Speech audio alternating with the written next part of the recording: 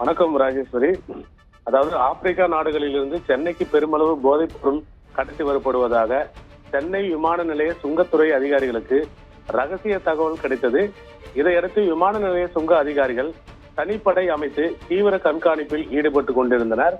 இந்த நிலையில் கத்தார் நாட்டு தலைநகர் தோகாவில் இருந்து இண்டிகோ ஏர்லைன்ஸ் பயணிகள் விமானம் சென்னை சர்வதேச விமான நிலையத்திற்கு வந்தது. அதில் வந்த பயணிகளை சுங்க அதிகாரிகள் தீவிரமாக கண்காணித்து சந்தேகப்படும் பயணிகளை நிறுத்தி சோதனை நடத்தினர். இந்த நிலையில் அந்த விமானத்தில் கென்யா நாட்டை சேர்ந்த சுமார் 30 வயது இளம்பெண் ஒருவர் நைஜீரியாவில் இருந்து தோஹா வழியாக சுற்றுலா பயணி விசாவில் சென்னைக்கு வந்தார். அவர் மீது சுங்க அதிகாரிகளுக்கு சந்தேகம் ஏற்பட்டது. அந்த பெண் பயணியை நிறுத்தி விசாரித்தனர். அப்போது அவர் முன்னுக்கு பின் முரணாக பேசினார். இதையடுத்து சுங்க அதிகாரிகள் அந்த பெண்ணை முழுமையாக பரிசோதனை செய்தனர்.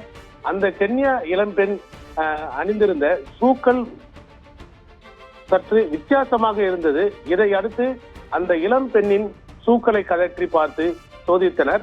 அந்த ஷூக்களின் அடிபாகங்களில் ரகசிய அறை வைத்து அதற்குள் போதைப் பொருள் மறைத்து வைத்திருந்ததை கண்டுபிடித்தனர்.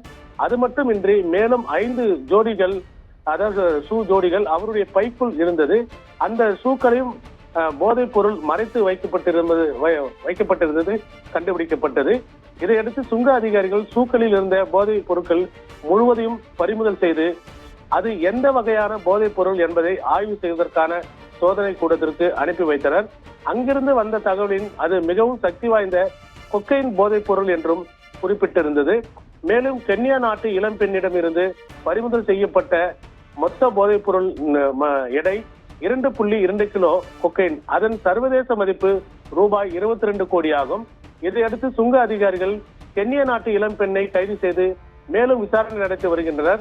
இந்த இளம்பெண் சர்வதேச போதை கடத்தும் கும்பலை சேர்ந்தவர் என்று தெரிய வருகிறது.